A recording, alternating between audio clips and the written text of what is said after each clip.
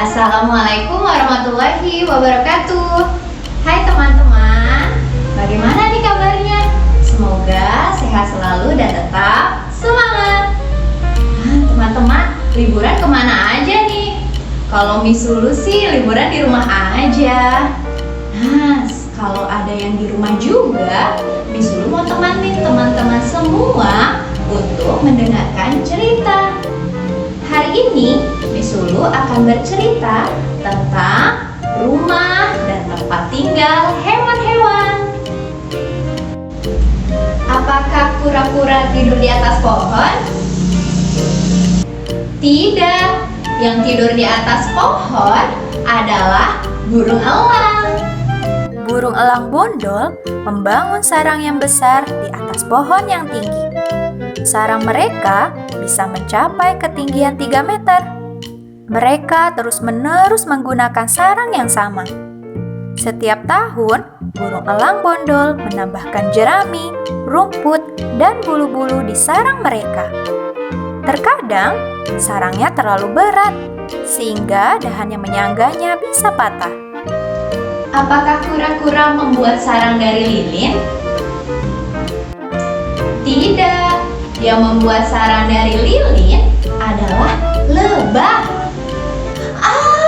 Ada lebah! Lebah menghasilkan lilin yang mereka gunakan untuk membuat sarang. Mereka mengisi lubang pohon dengan lembaran lilin dan menjadikannya sarang. Setiap sarang lebah terdiri dari banyak sekali sel kecil bersegi 6. Para lebah meletakkan madu atau telur-telur mereka di dalam sel-sel itu. Lalu, setiap sel mereka lapisi lagi dengan lilin yang lebih tebal. Apakah kura-kura tinggal di lubang di dasar laut? Tidak, yang tinggal di lubang di dasar laut adalah gurita. Wow, guritanya besar. Gurita raksasa dari Samudra Pasifik tinggal di dalam lubang batu yang gelap. Tubuhnya yang lunak dan berlendir bisa menyusup dengan mudah ke dalam lubang yang kecil. Di dalam lubang itu, gurita bertelur dan menghasilkan lebih dari 50.000 telur. Apakah kura-kura mendirikan pondok? Oh, tidak. Yang mendirikan pondok itu berang-berang. Wah, keren banget ya. Berang-berang menggigiti kayu dengan gigi mereka yang besar. Lalu, mereka menyeret ranting-ranting pohon dan lumpur ke dalam air untuk membuat pondok kecil.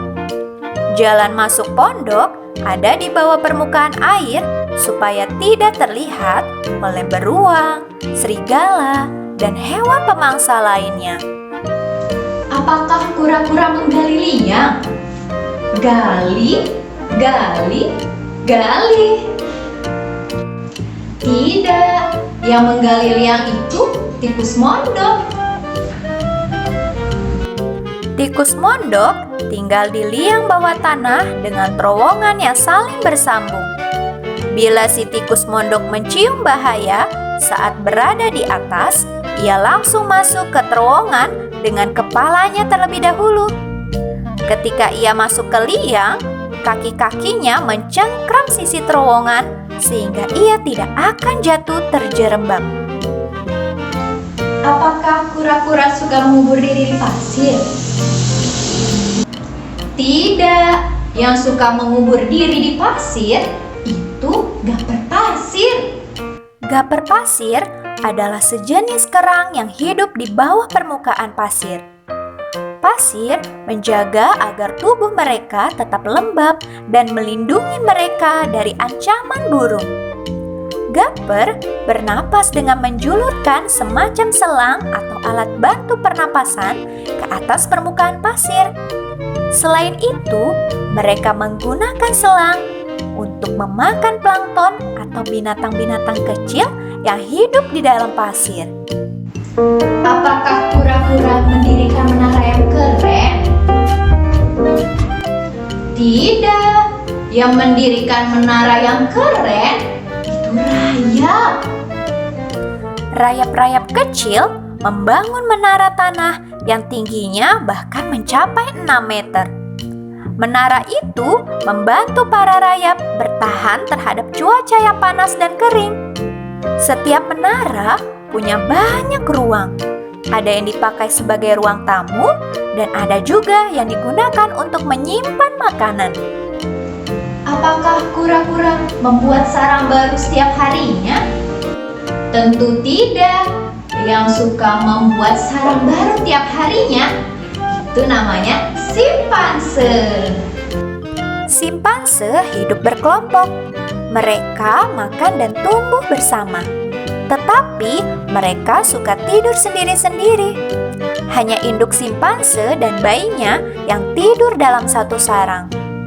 Pada malam hari, setiap simpanse menemukan sebuah dahan pohon setinggi 7-10 meter.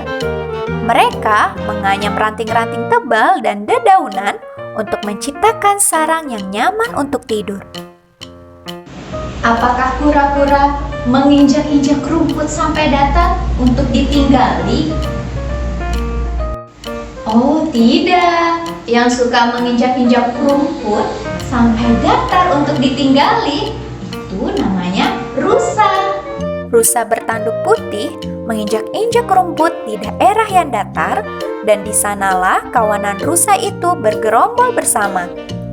Setiap kawanan tinggal di padang rusa yang dikelilingi pepohonan hijau yang sangat luas. Selama musim dingin, pohon-pohon itu membantu menahan salju dan angin. Di padang rusa, mereka merasa lebih hangat dan lebih mudah mencari rumput dan kulit kayu untuk dimakan. Apakah kura-kura membawa rumahnya di atas punggungnya? Berat. Ya, kura-kura membawa rumah mereka di atas punggungnya. Kura-kura tidak perlu mencari atau membangun rumah. Rumah mereka tumbuh dengan sendirinya di atas tubuh mereka. Karapaks atau cangkang kura-kura terbuat dari unsur-unsur pembentuk tulang.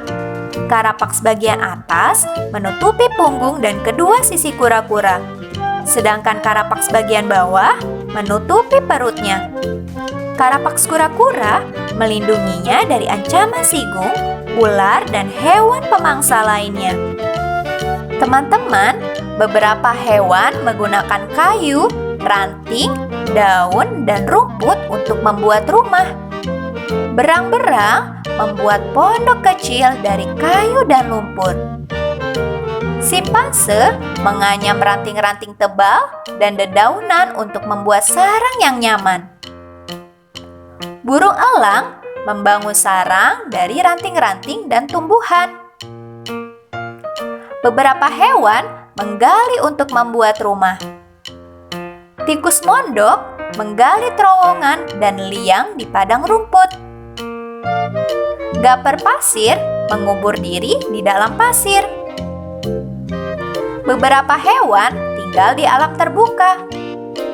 Rusa bergelombol di daerah yang terlindungi oleh pepohonan. Gurita menemukan perlindungan di lubang batu. Beberapa hewan mendirikan rumah yang tinggi. Rayap membangun menara tanah yang keren. Beberapa hewan mengeluarkan sesuatu dari tubuh mereka atau menjadikan tubuh mereka sendiri sebagai rumah. Lebah menghasilkan lilin untuk membuat sarang. Kura-kura memiliki rumah di atas punggung mereka. Dari cerita Miss Lulu tadi, teman-teman sudah mengetahui berbagai macam rumah dan tempat tinggal hewan-hewan. Bagaimana? Ada yang besar, ada yang kecil, ada yang di rumput, di pohon, dan ada yang di dasar laut. Nah, nantikan cerita selanjutnya ya. Jangan lupa video ini di-like dan di-share ke teman-teman semua. Jangan lupa juga di-subscribe. Wassalamualaikum warahmatullahi wabarakatuh.